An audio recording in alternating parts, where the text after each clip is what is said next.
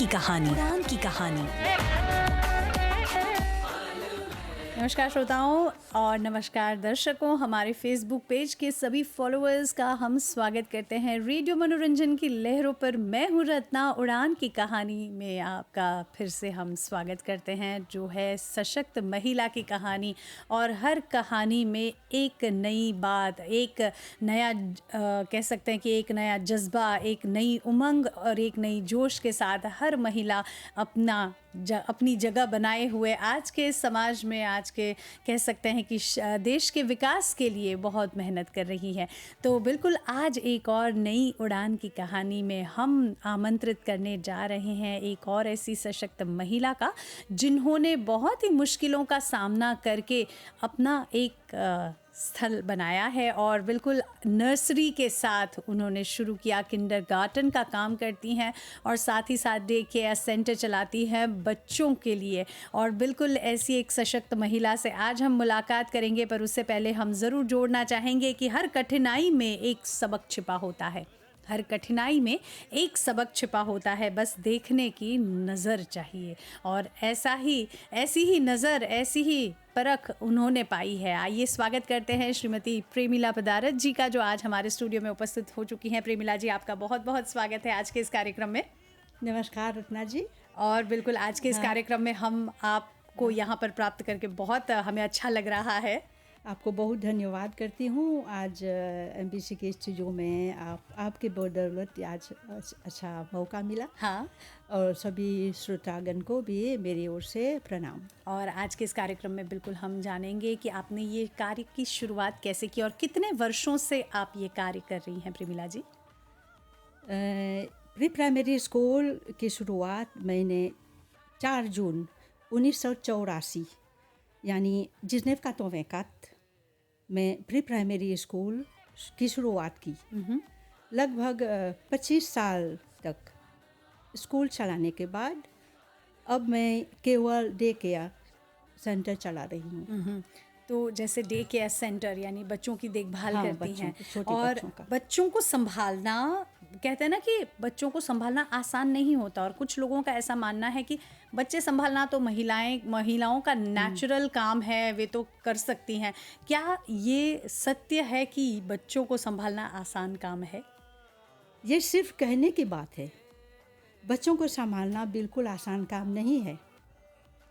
सबसे बड़ा challenge parent का, जो परिवार है, उनका भरोसा जीतना था। जब उन्होंने देखा कि हम उनके बच्चे को अच्छी तरह से देखभाल कर रहे हैं, तब धीरे धीरे उनका हौसला बढ़ा। और जैसे जैसे आपने आगे बढ़ाया, आपने आगे आगे काम किया, आपको अनुभव बढ़ता गया। हाँ, तो पहले प्रेमिला जी, मैं ये पूछना चाहूँगी कि इस कार्य को शुरू करने से पहले आपने कैसे पहल की, मतलब आपने शुरुआत कैसे की? देखिए रत्ना जी, उस समय बहुत से स्कूल नर्सरी नहीं था हमारे जहाँ गांव में रहते हैं जी। तो एक डिमांडिंग था वहाँ पर। और मैं कह सकती हूँ कि पहले के ज़माने में ये कंसेप्ट ही नहीं था। हो सकता है बिरले ही एक मिलेगा या 2 मिलेगा, लेकिन मैं कह सकती हूँ हो सकता है कुछ दूरी में एक था, एक प्री प्राइमरी। तो अब जितने बच्चे थे यूँ ही खेल रहे थे घर पे। छोटे बच्चों को और परिवार को काम जाने को दिक्कत हो रहा था। तो जैसे कि एक मस्क है उस समय, तो मैंने सोचा क्यों ना मैं एक प्री प्राइमरी के बाद ये नर्सरी खोलूँ, चलाऊँ जैसे आपका। और उसको हाँ, और तब आपने ये सोचा, इसकी शुरुआत की और फिर धीरे धीरे करते हुए धीरे करते हुए रास्ते तो नहीं मिला, लेकिन धीरे धीरे मिला। बिल्कुल बिल्कुल। तो सबसे पहले जब आपने नर्सरी शुरू की तो आपके लिए सबसे बड़ा चैलेंज पहले क्या था? पैसे, लाइसेंस या फिर लोगों का भरोसा? सबसे बड़ा चैलेंज मेरे लिए लाइसेंस था। लेकिन क्योंकि आज के युग में अगर एक काम करेंगे तो लाइसेंस नहीं होगा तो आपको वो काम करने नहीं देंगे। बिल्कुल सही, बिल्कुल सही। लाइसेंस के लिए पहले कम से कम 10 बच्चों को रजिस्टर करना ज़रूरी था। जब रजिस्ट्रेशन पूरा होने के बाद तभी आपको लाइसेंस मिलना था, अन्य तो नहीं मिलेगा। तो मतलब जैसे आपको लाइसेंस प्राप्त करने के लिए कितना टाइम लगा था पहले में? लगभग 2 महीने। 2 महीने हुआ, 2 महीने में। क्योंकि जो प्री प्राइमरी यूनिट के जो इंस्पेक्टर हैं वो आकर इंस्पेक्शन करते हैं आपके कितने बच्चे रजिस्टर्ड हैं। तो मिनिमम तो कितने बच्चे रजिस्ट्री चाहिए बुक होना होता चाहिए? है ना, हाँ हाँ। तो 10 बच्चे होने चाहिए। तो रजिस्ट्री बुक इंस्पेक्शन करने के बाद तो फिर यहाँ से जब जाते हैं अपने ऑफिस में तब मुझे लाइसेंस का मतलब उनके पास ये होना चाहिए, प्रूफ रिकॉर्ड होना होता चाहिए। है। हाँ, एक रिकॉर्ड यानी हमारे- ऑफिसर आके आपके यहाँ पहले चेक करते हैं हाँ। कि आपके यहाँ पर बच्चे कितने हैं कितने हैं। और आपका मतलब जो घर वगैरह है ठीक है या हाँ। नहीं, ये सारा कुछ देखने के बाद आपको लाइसेंस हाँ जी। मिलता है। ओके, तो इसके लिए आपको अप्लाई करना पड़ा था लाइसेंस के लिए शुरू में? नहीं, मैं खुद ही प्री प्राइमरी स्कूल ऑफिस गई वहाँ, जहाँ पर मैंने उन लोगों को संपर्क किया, जहाँ मुझे रूल और रेगुलेशन सब की जानकारी हुई। तभी उसी के बाद मैं ज़रूरी प्रतिक्रिया पूरी करिया। जब पूरी करने के बाद अपना स्कूल तभी लाइसेंस मिलने के बाद ही शुरू किया। मतलब बाद में जाकर हाँ, आपको बाद में, परमिशन हाँ। मिला। ओके। थोड़ी समय लगा, 2 महीना लगभग। बिल्कुल, बच्चों को बोलना, जहाँ जहाँ अपने गांव के हाँ। परिवार है उससे संपर्क करना, तब बिल्कुल। अपने बच्चों को भेजने लगे मेरे पास। हाँ हाँ। तब उसके लिए उस समय हमें एक रजिस्ट्रेशन बुक चाहिए, जिस तरह प्राइमरी स्कूल में होता है हमारे भी। हाँ। तो उसी को जो इंस्पेक्शन जब आते हैं तो वो लोग चेक करते हैं है या नहीं। बिल्कुल बिल्कुल। कई बार ऐसा भी होता है कि बिना वजह का मतलब आप किसी को यूं ही आप ठग नहीं सकते हो, और उसके लिए पूरी वो तो पूरी तरह से अनिवार्य आपको है ना। बिल्कुल अनिवार्य है। तो इस वही तरह से रिकॉर्ड के अनुसार सब काम होता है। बिल्कुल बिल्कुल। और प्रेमिला जी, मैं पूछना चाहूँगी कि नर्सरी को पहले के ज़माने में लोग व्यवसाय नहीं मानते थे, मतलब ऐसा आज के समय में कैसे एक बेबी किंडरगार्टन, बेबी सिटिंग, या फिर हम कह सकते हैं कि जो भी ये जो प्ले ग्रुप या प्ले स्कूल हैं, ये अनिवार्य हो चुका है। पहले के समय में नर्सरी को लोग व्यवसाय नहीं मानते थे। इस सोच को आपने कैसे बदला? नर्सरी सिर्फ एक काम नहीं है, उसमें बहुत बड़ी जिम्मेदारी होती है। माता पिता अपने कीमती धन को, यानी उनके धन उनके बच्चे होते हैं, अपने बच्चे यानी अपने बच्चों को हमारे भरोसे छोड़ते हैं। इसी भरोसे के साथ अच्छी तरह से जो काम करता है उसका महत्व तभी समझ में आता है।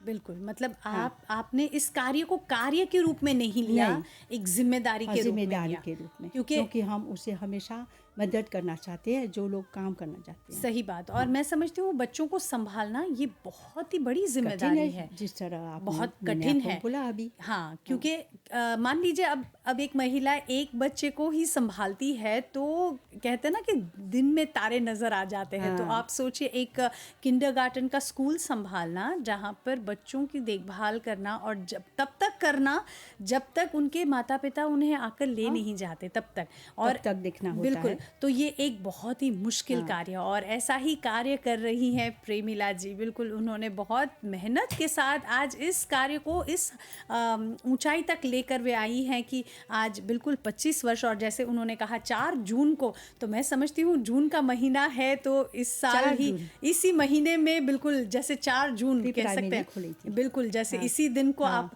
आज भी मनाती हैं, बर्थडे मनाती हैं कभी? नहीं, अब नर्सरी का मनाते हैं क्योंकि 15 साल हो गया नर्सरी को। ओके। तो जैसे 15 साल का आप बाकायदा बर्थडे मनाती हैं? हाँ, मनाते हैं। चलो, ये भी बहुत अच्छी बात है, और ऐसा होना भी चाहिए, क्योंकि किसी भी कार्य को आपने शुरू किया उसकी नींव कब डाली गई है उस दिन को याद करना, ये भी बहुत बड़ी बात है। और आज हमारे साथ बिल्कुल उड़ान की कहानी में जुड़ी हैं प्रेमिला पदारत, और उनकी कहानी के साथ हम आगे बढ़ रहे हैं। और मैं ये भी पूछना चाहूँगी प्रेमिला जी से कि आज के इस कार्य के साथ जुड़ने के लिए या शुरू करने के लिए आपके साथ कितने लोग जुड़े हुए हैं? मेरे साथ 2 स्टाफ मेंबर हैं जो बच्चों की देखभाल करती हैं। दोनों स्टाफ मेंबर के पास वो अर्ली चाइल्डहुड का सर्टिफिकेट यानी प्रमाण पत्र है। यानी उन्होंने भी ट्रेनिंग ली हुई है। शुरू करने से एक काम जो हमारा नर्सरी है, जब वो आते हैं काम ढूंढने तब हम बोलते हैं उसको एक कोर्स करना है।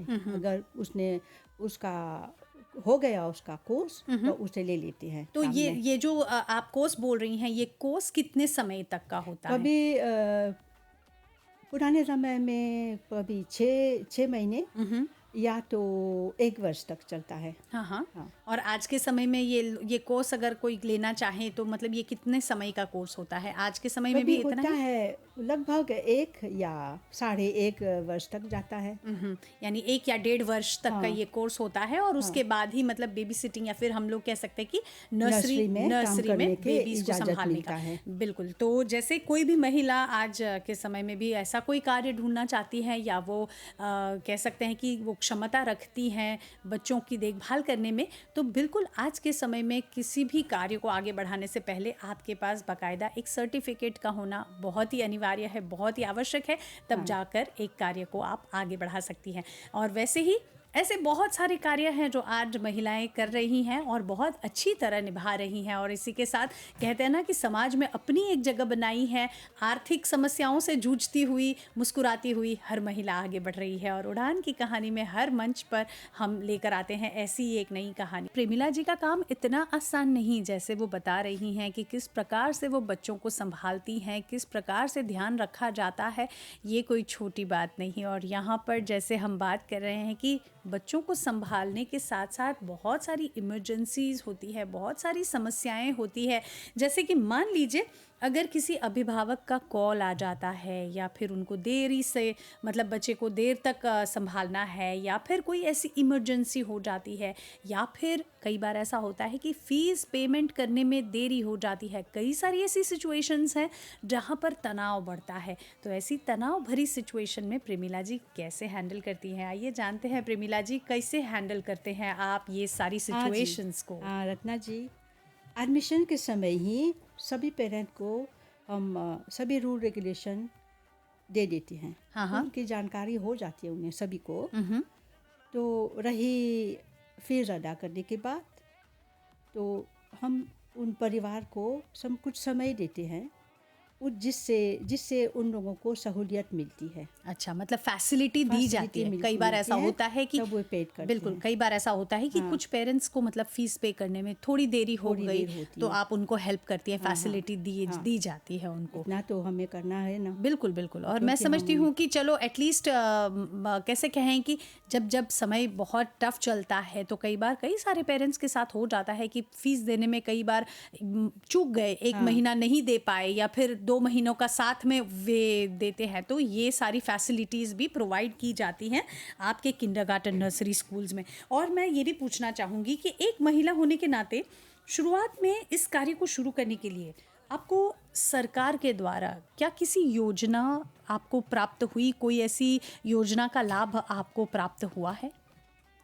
इस योजना को चलाने के लिए उसकी शुरुआत में मैंने DBM यानी बैंक ऑफ डेवलपमेंट में? मॉरिशस से हाँ। लोन ली थी और वो भी बहुत कम किस्तों पर। अच्छा, यानी शुरुआत में आपको मिली थी? हाँ मिली थी, जिससे मैंने एजुकेशन टॉयज और ज़रूरी इक्विपमेंट यानी उनका सामान खरीदने में मुझे बहुत मदद मिली। और प्रेमिला जी मैं पूछना चाहूँगी, जब आपने ये प्लान शुरू किया, मतलब आपने सोच लिया कि अब आप एक नर्सरी शुरू करेंगे, तो जैसे एक नर्सरी शुरू करने के लिए मेन बेसिक कौन सी चीज़ों की आवश्यकता पड़ती है? जैसे आप बता रही हैं कि खिलौनों की तो होती ही है, पर उसके अलावा आसपास के उसके जो वातावरण है वो शुद्ध होना चाहिए। ऐसे होता है अभी कभी कोई बोलता है कि मैं अपने घर में रहती हूँ, इधर एक कमरा खाली पड़ा है उसमें 5 बच्चे को रख देते हैं, तो ऐसे में वो जो नर्सरी है रजिस्टर्ड नहीं होगा। उसके अलग सा एक रूम होना चाहिए, एक अलग से इंफ्रास्ट्रक्चर होना चाहिए। हाँ, उसका ओके साफ सुथरा, उसमें उसका जो बैठने का सुविधा हो, टेबल चेयर सब होता वैसे। जैसे मतलब जैसे स्कूल की एक माहौल होता है, बिल्कुल उसी तरह का होना बहुत ज़रूरी है। क्योंकि रूम को क्या बोलते हैं, वो जब उनका अलग सा रूम होता है तो खाने के बाद उसे रेस्ट भी करना है। यानी एक छोटा सा बेड होना। बेड बहुत ऊंचा बेड नहीं डाले, लेकिन मैट डालते हैं। हाँ। मैट, हर एक बच्चा का एक मैट होता है या बड़ा सा मैट होता है, उसमें वो आराम करते हैं। और जैसे किचन की जो सहूलियत है या जहाँ पर उनका जो किचन खाने का जो चीज़ें रखी जाती है वो अलग से होना चाहिए। अलग सा, जहाँ बच्चे खाना खाते हैं वो भी अलग सा और उनके लिए प्लेइंग का भी जगह अलग से होनी चाहिए। हाँ, मतलब यही ऐसा था। नहीं है जैसे आप बता रहे हो कि आपके घर में 2 उसका कमरे खाली जगह हैं, अलग अलग अलग होना चाहिए। और मैं अलग। समझती हूँ टॉयलेट फैसिलिटीज भी बच्चों के लिए वो भी, उनके हाँ, अनुसार होनी हाँ, चाहिए, हाँ। क्योंकि जैसे बच्चों को सहूलियत हो ऊंचा वैसा नहीं, नीचे टॉयलेट, नीचे जो है छोटे टॉयलेट। बच्चों का टॉयलेट्स होता है उसकी सहूलियत अलग से होनी चाहिए। यानी ये छोटी छोटी बातें हैं। एक किंडरगार्टन या एक नर्सरी को खोलने से पहले ये सारी हाँ चीज़ों जी। का आपको ध्यान रखना है। ऐसे नहीं कि आपके पास एक छोटी सी जगह है वहाँ पर आपने एक हाँ। नर्सरी शुरू कर दी, क्योंकि बहुत सारी छोटी छोटी चीज़ें हैं जिसके द्वारा ही आपको इस कार्य को आगे बढ़ने के लिए लाइसेंस प्राप्त हो सकता है। और बेशक जैसे प्रेमिला जी ने बताया कि आपके पास बाकायदा एक लाइसेंस होना बहुत ज़रूरी है, क्योंकि बच्चों को संभालना कोई आसान काम नहीं। मैं यहाँ पूछना चाहूँगी प्रेमिला जी, एक आम माता और एक कह सकते हैं कि 15-20 बच्चों को संभालने वाली जो स्कूल वाली माँ है, क्या ये बैलेंस करना आसान होता है? एक आम माँ और 5 या 20 बच्चों को संभालना आसान नहीं है, लेकिन अर्ली चाइल्डहुड एजुकेशन के कोर्स के दौरान जो कोर्स होता है उसके दौरान प्रैक्टिकल ट्रेनिंग दी जाती है। अच्छा। क्योंकि अगर कोई जहाँ जाता है कहीं पर कोर्स लेना, हाँ तो वो जो उसका वहाँ का जो प्रोफेसर होता है जी। वो किसी न किसी एक नर्सरी में उन्हें भेजते हैं प्रैक्टिकल करने के लिए। अच्छा, मतलब आपको फील्ड पर भी प्रैक्टिकल दिया जाता हाँ, है। हाँ। तो अब उसके ट्रेनिंग की वजह से बच्चों को देखभाल आसान हो जाती है, जिससे अपने घर और काम के बीच अच्छा बैलेंस होता है। मतलब आपको पूरी ट्रेनिंग पूरी तरह से पता हाँ। चलता है कि फील्ड क्या पर करना है, बिल्कुल क्या नहीं करना है। चलिए टाइम पे। कहते हैं ना कई बार आपको बुक पर तो पता चल गया कि आपको कैसे हैंडल करना है, पर जब तक आप रियल बच्चों के साथ डील नहीं करते तब तक आपको आसान नहीं है, पता नहीं आसान नहीं चलेगा। है। और कहते हैं ना कि बड़ों को, यानी हो सकता है कि बड़े बच्चे जो होते हैं ना, जो समझदार बच्चे हैं, उनको संभालना आसान होता है, पर जो नवजात शिशु हैं, जो छोटे बच्चे हैं, उनको संभालना बिल्कुल आसान काम नहीं है। और यहाँ पर नर्सरी में जो काम करते हैं उनको हम कह सकते हैं कि बहुत ही मुश्किल काम। और साथ ही साथ ये जो नर्सरी स्कूल का काम करती हैं आप, तो इसके कारण कितनी महिलाओं को फैसिलिटी हुई है, कितनी महिलाओं को सहूलियत मिली है कि वे बच्चों को आसानी से आपके पास छोड़कर काम पर जा सकें? हाँ रत्ना जी, हमारे डे केयर की वजह से बहुत सी महिलाओं को अपनी नौकरी और अन्य काम करने में भी सहूलियत मिली है। क्योंकि जब वे अपने बच्चों को हमारे पास छोड़ते हैं तो एकदम निश्चित होकर अपना काम करते हैं। बिल्कुल। इसके कारण जिस तरह हम उनके बच्चे को देते हैं, उनसे एक पूरा विश्वास होता है कि हम आज सवेरे या नर्सरी में छोड़कर अपने बच्चे जा रहे हैं। हाँ। तो अच्छी खासी रहेंगे वहाँ। बिल्कुल, कोई है वहाँ जो से उनको आने के बिल्कुल घर जैसी देखभाल करेगा। हाँ, उसके माहौल भी बिगड़ेगा नहीं। जैसे एक माँ अपने बच्चों को देखती है, वो यहाँ भी वहीं उसका जो जो अर्ली चाइल्ड वाले जो माँ होती है, जो उसका ट्रेनिंग हो गया है भी, जी जी, तो वो अच्छी तरह से देखभाल करते हैं बच्चों को। मतलब निश्चिंत होकर हाँ, वो अपना काम करते हैं दिन भर। बिल्कुल, क्योंकि कई और बार शाम को आने के बाद हाँ, जब अपन बच्चे को लेते हैं तो खुशी खुशी अपने घर जाते हैं। बिल्कुल, क्योंकि कहीं ना कहीं उनका बच्चा एक सेफ हैंड्स हाँ। में है। और सच में देखा जाए तो हर माँ चाहती है कि उनका जो बच्चा है वो एक ऐसे माहौल में बड़ा हो जहाँ पर उसको वो घर वाली फीलिंग दी जाए, उसको वो घर वाली देखभाल मिले, और बिल्कुल एक भरोसा डेवलप हो जहाँ पर एक टीचर बिल्कुल माँ की तरह देखभाल करती है। प्रेमिला जी, मैं पूछना चाहूँगी, कभी ऐसा होता है कि कोई बच्चा शरारत कर रहा हो और आप उनको डांटे या फिर आप उनको? नहीं, कभी डांटते नहीं है। और आपके जितने भी आपके अभी कितने डे केयर में आपके यहाँ कितने बच्चे हैं अभी के लिए फिलहाल? अभी के लिए लगभग 20 हैं। 20 है। और आपको क्या क्या कहकर बुलाते हैं? मिस कह के बुलाते हैं? कोई मिस बोलते हैं, लेकिन जब ये चश्मा लगाते हैं ना, किसी के घर में दादी होती है ना, हाँ। कोई दादी बोलती है, कोई बोलती है मिस, कोई बोलती है मैडम। ओके, जैसे जिसे मन पड़ता है, जिसे मन पड़ता है। और तो मिस होते हैं। हाँ। और स्टाफ वाली जी, वे।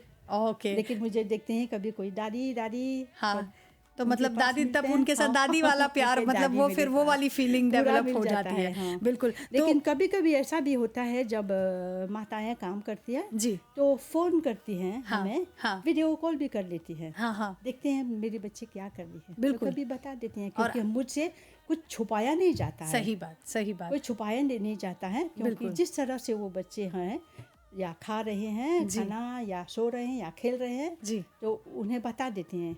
बिल्कुल। जैसे उन लोगों को जैसे जब काम करते हैं ना, तो कोई किसी चीज़ की फ़क्र नहीं होता। बिल्कुल बिल्कुल। और मैं समझती हूँ आज का समय में जैसे आप बता रहे हैं कि फ़ोन कॉल करते हैं, आपको वीडियो कॉल करते हैं हाँ। ताकि वो अपने बच्चे को देख ले कि वो ठीक से हाँ, खेल रहा है हाँ। या नहीं। खास करके जो नई होती है, हाँ जी, हाँ जी, उसे बिल्कुल। विश्वास दिलाने के लिए, हाँ ठहरो, अब मैं तो हम आपके बच्चे यहाँ, हम बच्चे बताते हैं बिल्कुल। तो क्या कर जैसे रहे एक तरह से उनको हाँ, निश्चिंत हो जाते हैं कि बच्चे सेफ काम है। अच्छी तरह वैसे से मैं करती पूछना हैं वो। चाहूँगी प्रेमिला जी, आपके जो नर्सरीज हैं उसका टाइमिंग क्या क्या है? मेरे नर्सरी का टाइमिंग सुबह से 7 साढ़े 7 बजे से शुरू होता है, हाँ हाँ और शाम को 5:15 को सीमित रहता है। मतलब 5:15 तक हाँ। आपका ये चलता है। हाँ, चलता पर मान है। लीजिए प्रेमिला जी, कई बार ऐसा होता है कि अगर माता पिता को आने में कुछ देरी हो जाए, या कई बार ऐसा हो गया कि उनके पास कोई इमरजेंसी चली आई, या फिर कोई ऐसा काम चला आया जिसके कारण वो 5:15 तक नहीं आते, तो क्या ऐसा कभी होता है कि एक्सेप्शनली आप उन बच्चों की देखभाल देर तक करें? हाँ, कई बार पेरेंट को किसी किसी खास वजह से हाँ हाँ देर हो जाता है, और उस दौरान हम अपने टाइमिंग नहीं देते हैं, बिल्कुल नहीं देखते हैं। नर्सरी के टाइमिंग के बाद भी उस बच्चे का देखभाल करनी पड़ती है, बिल्कुल। जब तक वो पेरेंट हमारे अपने बच्चे को ऐसा लेने ऐसा आए। कभी हुआ है कि मतलब मान लीजिए पेरेंट आ रहे हैं या ट्रैफिक में फंस गए, या कई बार ऐसा होता है, ओके। होता है। रास्ते में ट्रैफिक की वजह से देर हो जाता है, तो वो फ़ोन करते हैं, मैं अच्छा। आ ही रही हूँ, हाँ क्योंकि वो जो स्टाफ करने, तो उसे अपने घर भी जाना होता है। बिल्कुल बिल्कुल हाँ। सही। तो अगर ऐसा भी हुआ तो क्या स्टाफ को अलाउ करते हैं, या फिर स्टाफ हाँ, को देखते भी? हैं स्टाफ सब। अच्छा, यानी वही थोड़ी देर देखते के लिए हैं। वो भी रुक जाते हाँ, हैं रुकते बच्चों को हैं। संभालने के लिए। उसका तो अपना काम होता है, बिल्कुल देखना सही, पर, बिल्कुल क्योंकि कल सही। आएंगे तो फिर उसी पेरेंट को देखना है, उसी बच्चे को देखना है। सही सही। तो थोड़ा सा जैसे उसे आपको छोड़ कर जाना तो नहीं कर बन सकते, सकता है क्योंकि ना। कई बार, और ये आपका काम है। हाँ। बिल्कुल। तो ऐसा भी हुआ है। और मैं पूछना चाहूँगी प्रेमिला जी, जैसे मान लीजिए अगर कई बार ऐसा होता है कि माता पिता को जैसे देर तक काम करना पड़े, या मतलब बहुत देर तक, कभी कभी ऐसा हुआ है आपके साथ कि 5:15 को एक्सीड करता हुआ, मान लीजिए 7 बज गए, 8 बज गए, या बहुत टाइम? नहीं, कभी ऐसा हम उतना टाइम नहीं देते हैं, क्योंकि हमारे जैसे बोलना, जैसे स्टाफ आपको होता मैंने है। कहा, सीमित होता है हमारा बिल्कुल टाइम। बिल्कुल। तो 15 मिनट बाद तक हम वेट करते हैं। अच्छा।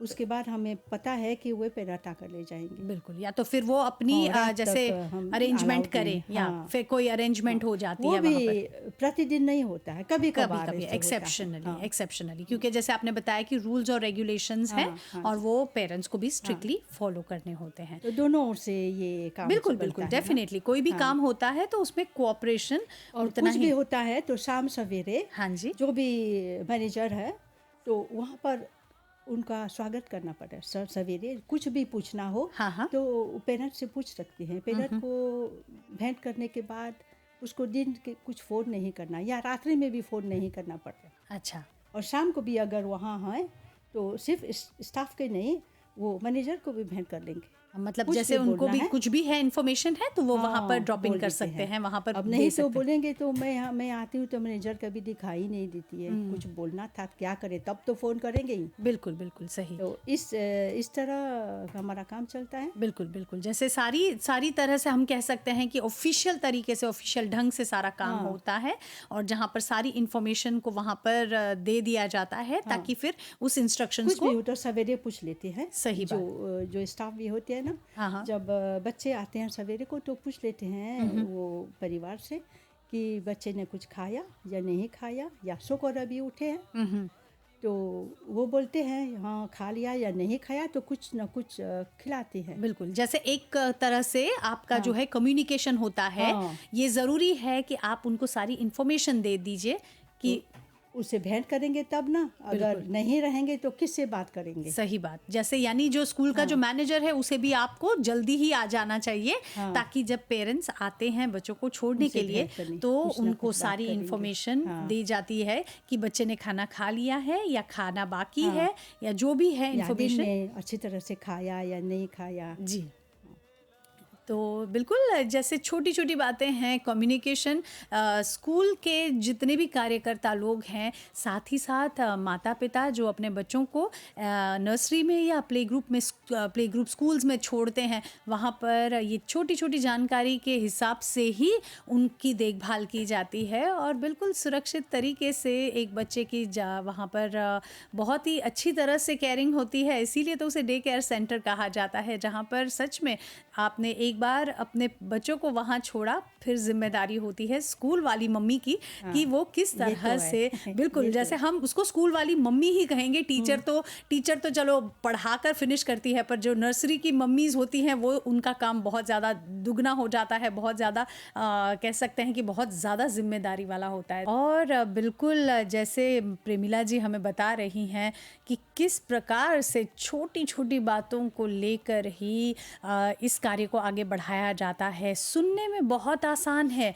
पर ये कार्य करना आसान नहीं है। और जैसे हमने भी थोड़ी देर पहले बताया कि कई बार होता है कि अभिभावक थोड़ी देर हो जाए या कई बार संभालना पड़े या कुछ देर तक हमें रहना पड़े बच्चों के साथ, तो ये भी एक बहुत ही बड़ी जिम्मेदारी का काम है। और यहाँ पर जैसे हम कहते हैं कि कई बार होता है कि बच्चों को मान लीजिए बुखार आ जाता है या कोई ऐसी समस्या हो जाती है, तो कैसे हैंडल करती हैं प्रेमिला जी? प्रेमिला जी, मान लीजिए अगर कोई बच्चे को बुखार हुआ है तो कौन से रूल्स एंड रेगुलेशंस फॉलो किए जाते हैं? और आप मान लीजिए अगर कोई बच्चा आपके यहाँ आ जाने के बाद उसे बुखार आता है तो कैसे हैंडल करती हैं? हाँ रत्ना जी, अगर कोई बच्चा को बुखार आ जाए दिन को, तो सबसे पहले हम थर्मोमीटर से बच्चे का टेम्परेचर चेक करते हैं जी। उसके बाद तुरंत पेरेंट को फ़ोन करते हैं। ज़रूरत पड़ने पर फर्स्ट एड या प्राथमिक उपचार दिया जाता है। अच्छा। क्योंकि हमारे सभी स्टाफ को बेसिक फर्स्ट एड की ट्रेनिंग दी गई है। बिल्कुल। इसके लिए उसे आसान होता है किस तरह से जब एक बच्चा को किसी भी बीमारी हो जाता है उसे खासकर जैसे आपने कहा उस बच्चे को फीवर हो जाता है, तो उसके लिए क्या करना है। कभी कभी ऐसा होता है कि जब उस बच्चे को बुखार हो जाता है तो हम उस बच्चे को अन्य बच्चों के साथ नहीं रखते हैं। मतलब उसको आइसोलेट करते हैं ताकि किसी दूसरे बच्चों को ना लगे। जब तक वो पेरेंट ना आए, उसका जो प्रथम जो उसका देखभाल करने वाली होती है जी, जब तक उसका पेरेंट ना आए वो अलग से रूम में रहते हैं बच्चा, मतलब उनके साथ रहते हैं, उसके साथ रहती है वो। जब तक वो बच्चा, अगर साथ में डालेंगे तो एक रिस्क होता है दूसरे बच्चों में भी बिल्कुल फैल सके, चाहे उल्टी भी होता हो बच्चों को, दूसरे बच्चा को हो लग सकता है। सही बात। तो तुरंत हम पेरेंट को फ़ोन करते हैं। और मान लीजिए अगर कोई पेरेंट बुखार मतलब मान लीजिए रात में अगर किसी बच्चे को बुखार रहा है और ऐसे बच्चे को वे छोड़ने आते हैं, तो कौन सी सारी चीज़ों का उनको ध्यान रखना पड़ता है? जैसे पेरेंट को आकर कौन सी इन्फॉर्मेशंस आपके साथ शेयर करनी ज़रूरी हो जाती है? हाँ जी, तो जब सवेरे बच्चे को छोड़ने आते हैं तो इतना स्ट्रेसफुल होते हैं वो लोग, काम जाते हैं, सही बात, काम पर जाना होता है, कभी कभी वो भूल जाते हैं। कोई किसी को याद होता है कि कभी कभी कोई भूल जाता है कि रात्रि में बच्चा को बुखार आया था तो हॉस्पिटल वगैरह डॉक्टर को दिखाने गए थे, उस दौरान उसे उसका मेडिसिन दिया गया है। बिल्कुल। तो जब फीवर का जो मेडिसिन होता है प्रायः वो उससे बच्चे लोग सोते ज़्यादा हैं। तो उसके लिए जब मैं कहूँगी वो जो पेरेंट होते हैं तो उनको हम पूछते हैं, कभी कभी पेरेंट बोलते हैं और फिर भी हम एक डिमांड करते हैं उन लोगों से, तो हमें बोलना है कि बच्चे ने कौन सा मेडिसिन लिया है और क्योंकि कितने घंटे के अंदर उन्होंने दवाई पी है या पिलानी चाहिए। कभी कभी हम देखते हैं जो बच्चे आ रहे हैं हमारे यहाँ तो थोड़ी देर में वो सो जाते हैं, ना खाते हैं ना पीते हैं। तो इसके लिए हमें पेरेंट को फिर हम कॉल करना पड़ता है, क्यों बच्चा इतना सो रहा है। तब बोलते हैं हाँ हम बोलना भूल गए कि उन्होंने रात्रि के समय वो मेडिसिन मतलब ये पेरेंट की जिम्मेदारी है कि वो सारी इंफॉर्मेशन आपसे शेयर देना करें। है वो इंफॉर्मेशन, क्योंकि वहाँ तो स्टाफ होते हैं। प्रेमिला जी, क्या ऐसा भी होता है कि कई बार अगर कोई बच्चे को लेकर आते हैं, बुखार है बच्चे को, और पेरेंट दवाई देना भूल गए हैं, यानी बैग में डालना भूल गए हैं, तो क्या आप अलग से दवाई देते हैं या नहीं, फिर हमारे रूल रेगुलेशन से हम बच्चों को दवा नहीं देते हैं, हम अपने ओर से नहीं देते हैं। बच्चे को वो पेरेंट पिलाते हैं तो पिलाते। और अगर मतलब पेरेंट इंस्ट्रक्शन दे दिन को जी 3 बार बच्चे को पिलाना है, तो अगर उसके परिवार में कोई है तो आकर वो पिलाकर तब जाएंगे। मतलब वो जिम्मेदारी पेरेंट उसके अपने घर वाले गार्डियन या कोई भी हाँ, होता है वो आकर फिर वही लोग तो काम पर होते हैं। सही बात बिल्कुल। तो अब आकर पिला लेते हैं, नहीं तो कोई प्रॉब्लम नहीं होता। मतलब वो जिम्मेदारी आप नहीं लेते। नहीं। बिल्कुल, क्योंकि एक रिस्क वाला काम है। और मान लीजिए, और जैसे आप बता रही हैं कि अगर बच्चे को आपके प्ले स्कूल में बुखार आ रहा है जिसकी जानकारी माता पिता को नहीं है, तो आप तुरंत उनको इन्फॉर्म करते हैं। ओके। और क्या ऐसा भी होता है कि पेरेंट्स फिर जल्दी आकर बच्चों को ले जाते हैं? कभी ऐसा भी हुआ है? जिसके पास फैसिलिटी होती है, फैसिलिटी होता है, चले आते हैं। अगर माँ नहीं आ तो उसके पिताजी आ सकते हैं। जी। और नहीं, अगर नहीं आ सकते हैं, दूर में उनका काम होता है जी, तो अपने घर फ़ोन करते हैं, कोई ना कोई आकर बच्चे को ड्रॉप कर ले लेते हैं। हाँ। ओके। और जैसे जब आप बच्चों को, इतने सारे बच्चों को, जैसे आपने बताया आपके यहाँ 20 बच्चे हैं, तो 20 बच्चों के लिए फिर अब जो खाने की जो व्यवस्था है, फीडिंग जो है, बेबी फीड के लिए, तो फिर ऐसी सिचुएशन को आप कैसे हैंडल करती हैं? बेबी फीडिंग के लिए जो परिवार है ना, हमारे जो पेरेंट होते हैं जी, वे खुद के अपने खाना अपना घर का बनाया हुआ खाना आकर छोड़ते हैं नर्सरी में। और वो खाना भी हर एक रोज एक ही तरह के नहीं, हम बोलते हैं वैरायटी करना। बिल्कुल। आज दूसरा चीज़ खाने को, कल दूसरा, उस तरह से वो बच्चे खाएंगे भी।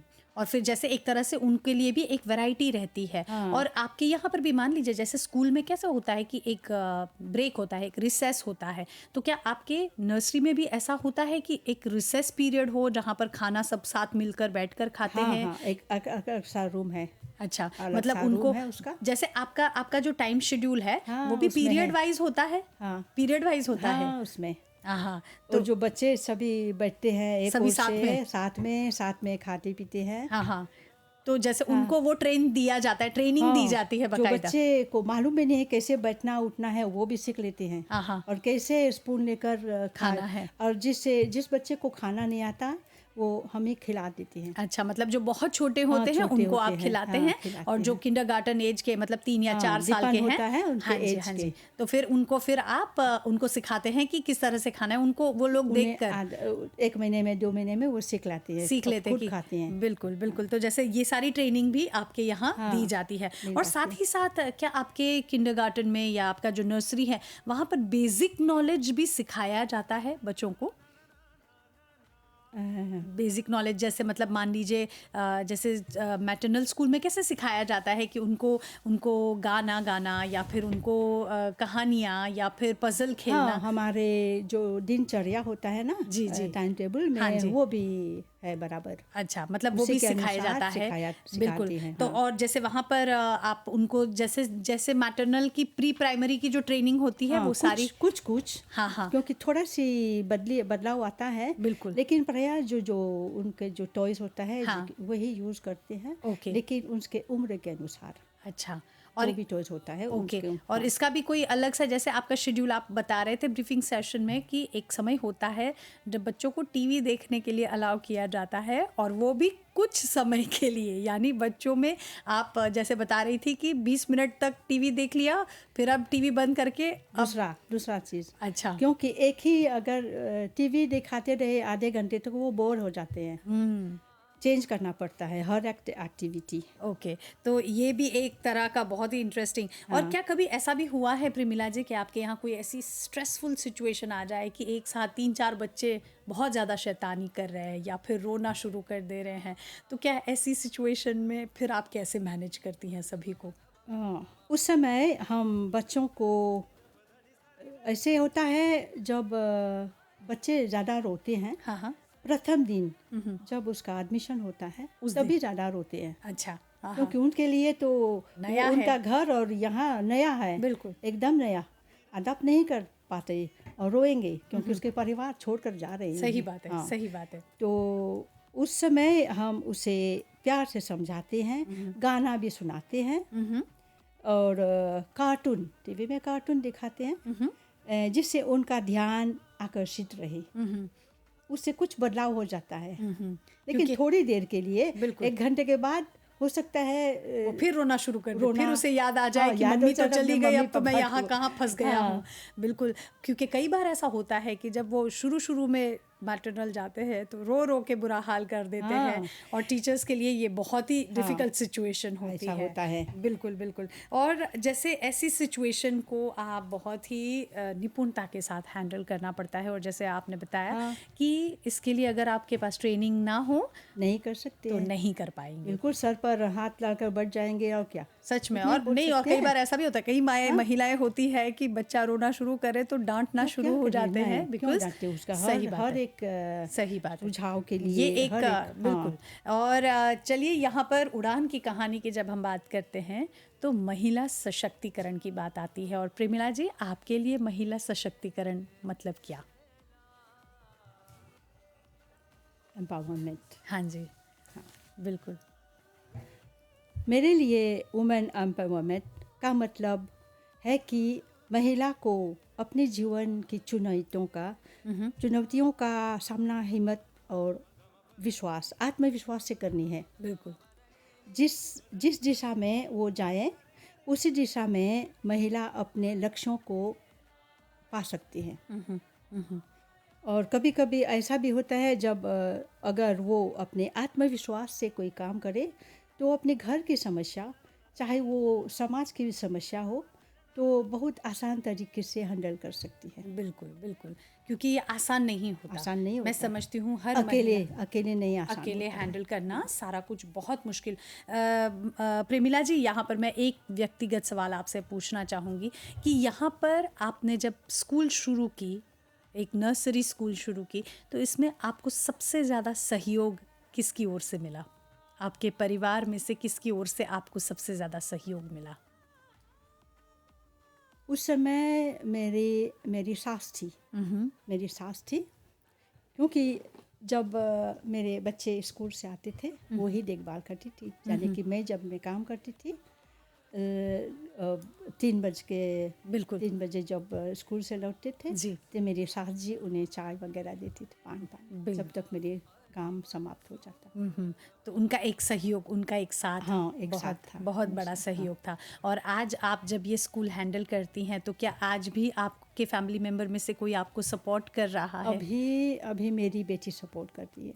अच्छा, यानी आपकी बेटी अभी आपके साथ? क्योंकि छोटी से, जब छोटी थी तभी से मुझे देख रही थी ये काम में, उसे बहुत रुचि है उसे काम करने की, और अब देख रही हूँ बहुत अच्छी तरह से उसे एक रुचि है उसे काम करने के लिए। तो यानी वो भी आपको इस कार्य के लिए सहयोग दे रही है। तो ये एक तरह से हम कह सकते हैं कि ये आपका दाहिना हाथ है जो आपके साथ, आपके बिल्कुल बगल में खड़ा है, जो आपको सहयोग दे रहा है। तो बिल्कुल, अगर आपकी बेटी जी इस वक्त सुन रही हैं तो बिल्कुल उनको हम शाबाशी देना चाहेंगे, क्योंकि माँ के लिए ये एक बहुत बड़ी बात होती है जब उनके बच्चे उनके साथ खड़े रहें, उनको सहयोग दे, उनको एनकरेज करे आगे बढ़ने के लिए। और बिल्कुल एक महिला हमेशा चाहेगी कि एक फैमिली का सपोर्ट होना उतना ही बहुत ही आवश्यक है। और चलिए, बिल्कुल हम ज़रूर पूछना चाहेंगे प्रेमिला जी से आज का ये आखिरी सवाल कि प्रेमिला जी, हमारे समाज में बहुत सारी ऐसी महिलाएं हैं जो हो सकता है कि इस कार्य को करना चाहती हैं, तो इस कार्य को शुरू करने से पहले किन किन बातों का ध्यान रखना बहुत ही आवश्यक है? हाँ जी, प्रायः मैं उन महिलाओं से यही संदेश देना चाहती हूँ जो महिला चाइल्ड डे केयर या नर्सरी शुरू करना चाहती है, तो सबसे पहले उनके पास धैर्य, बच्चों के प्रति प्यार और समर्पण होना चाहिए। बच्चों के लिए सुरक्षित, स्वच्छ और अच्छी जगह के साथ उचित जगह और उचित जगह भी बहुत ज़रूरी होती है। बिल्कुल, जैसे एक साफ सुथरी जगह होनी बहुत ज़रूरी साफ-सुथरी। है। बिल्कुल। पूरी तरह रजिस्टर्ड करवाया चाहिए। बच्चों की देखभाल करने वाले सभी स्टाफ के पास अर्ली चाइल्डहुड केयर एजुकेशन की प्रोफेशनल ट्रेनिंग और सर्टिफिकेट होना अनिवार्य है। बिल्कुल। इन सब बातों का ध्यान रखकर एक सफल और विश्वसनीय चाइल्ड डे केयर सेंटर चलाया जा सकता है। और खासकर उसमें सैनिटरी प्रिकॉशन भी अनिवार्य है। यानी ये सारी प्रिकॉशंस के साथ साथ सैनिटरी Sanitary, प्रिकॉशंस, हाँ। और जब तक इन सारे मिनिस्ट्रीज की ओर से आपको अनुमति ना मिले तो नहीं खोल हो सकते। सकता है कि लाइसेंस मिलने में भी वो उन्हें भी जब कभी कभार आकर इंस्पेक्शन करते हैं, खाकर जब बारिश होती है रैंडम इंस्पेक्शन होता है।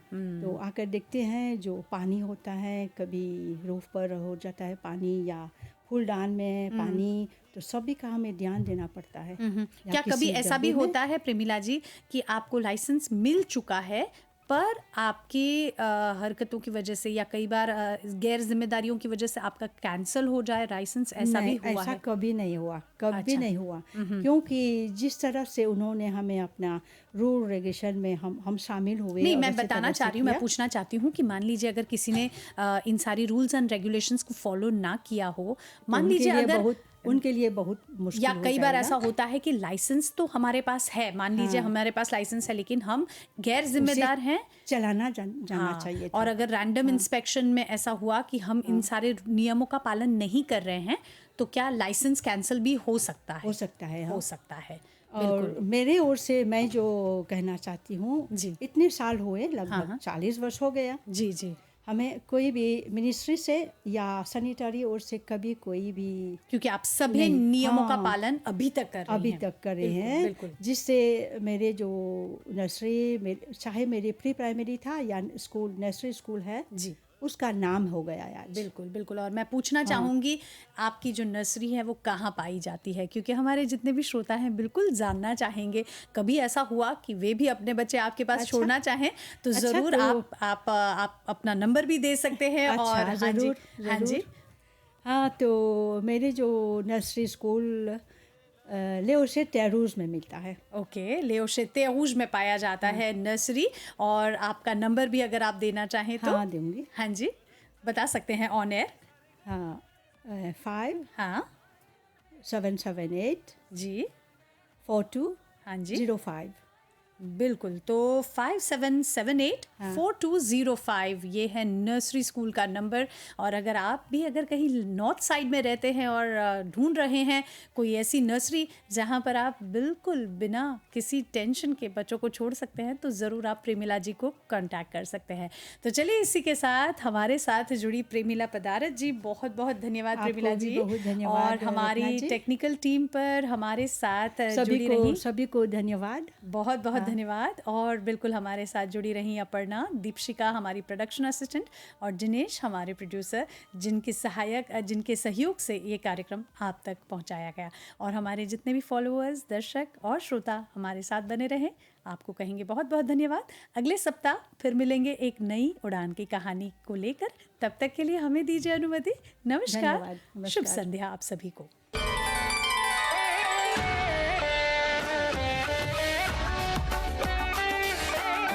उड़ान की कहानी